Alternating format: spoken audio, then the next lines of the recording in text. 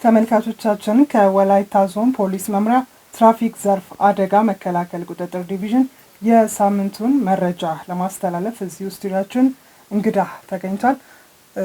እንኳን ደህና መጡ።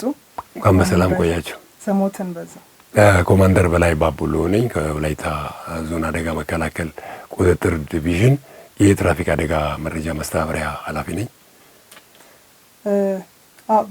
ባለፈው ሳምንትም እንዲሁ አውርተን ነበር። የዛሬውን ደግሞ በዚህኛው ሳምንት የነበሩ የትራፊክ ውሎችን እንዲያጋሩ። እንግዲህ ሳምንቱ ውሎ እንደባለፈውም ሰላም ነው። በ16ቱም ወረዳ በ10ሩም ከተማዎች በአጠቃላይ በወላይታ ዞን 26 መዋቅሮች ላይ ምንም አይነት የመንገድ ላይ ትራፊክ አደጋ አልደረሰም፣ ሰላም ነው። ያ ማለት ጥቃቅን ጥፋቶች የሉ ማለት አይደለም። በትራፊክ ፖሊሶች እየተሸፈነ እየተመከረ እየተገሰጸ የሚታለፍበት ሁኔታ አለ እና ሳምንቱ አሁን ሰላም ነው። በቀጣይ ከህብረተሰቡም ከእናንተም ደግሞ መሰራት ያለባቸው ስራዎች አሉና ምንድነው የሚያስተላልፉት መልእክት?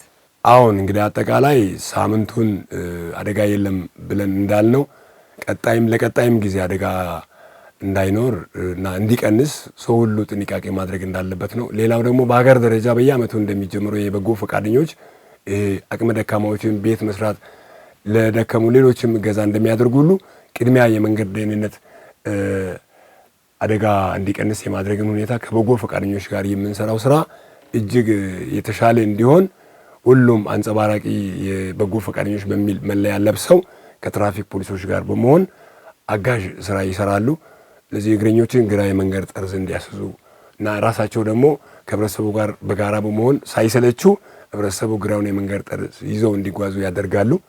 ቀጣይ ደግሞ ሌሎቹም በዚህ መልክ ሁል ጊዜ በከተማ ክልል ዘብራ እንዲያቋርጡ ያግዛሉ። አቅመ ደካሞችም አሉ፣ እነሱንም በመያዝ አይነ ስውራንም ሌሎች ያሉት ህፃናቶችንም ጭምር በመታገዝ ከትራፊክ ፖሊሶች ጋር በመሆን ስራውን ይሰራሉ።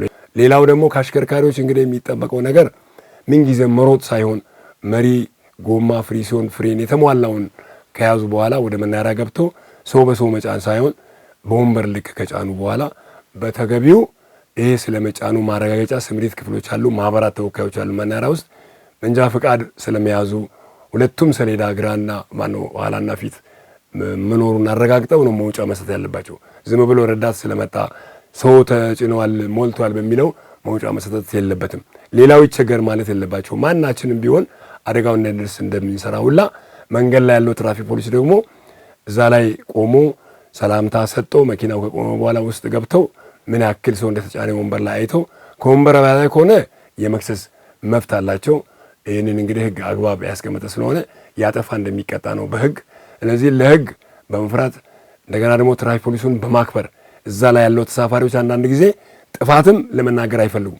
የከፈሉት ብር ከፍተኛም ከሆነ ልክ ታሪፉን ይናገራሉ። ይሄ እጅግ በጣም ስህተት ነው እና ህገወጥን በመተው ህጋዊነትን ለማጎልበት ስለሚፈለግ ይሄን አክል ከፍለናል ብሎ በመናገር ትክክለኛ ከሆነ ትራፊክ ፖሊሱ ይተዋል፣ ካልሆነ ደግሞ የህግ አግባብ እርምጃ ስለሚወስድ ይህንን ህብረተሰቡ አጠናክሮ ነው መቀጠል ያለበት፣ ህገወጥን መደገፍ ተገቢ ስለማይሆን።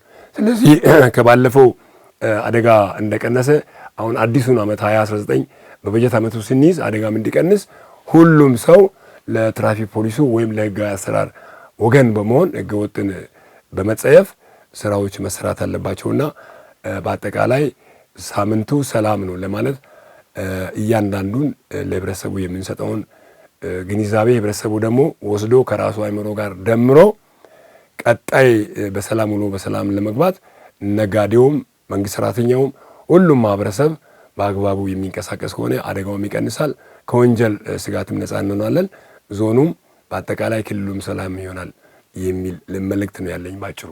ስለነበረን ቆይታ እጅግ አድርገን እናመሰግናለን። እኔም አመሰግናለሁ። እንግዲህ ሁሉም ሰው ተባባሪ መሆን አለበት፣ ህገወጥን መተው አለብን። ለህጋዊ ስራ ዝግጁ ከሆነን ሰላም ይሆናል የሚል ነው። አመሰግናለሁ። መልካም ቆይታ።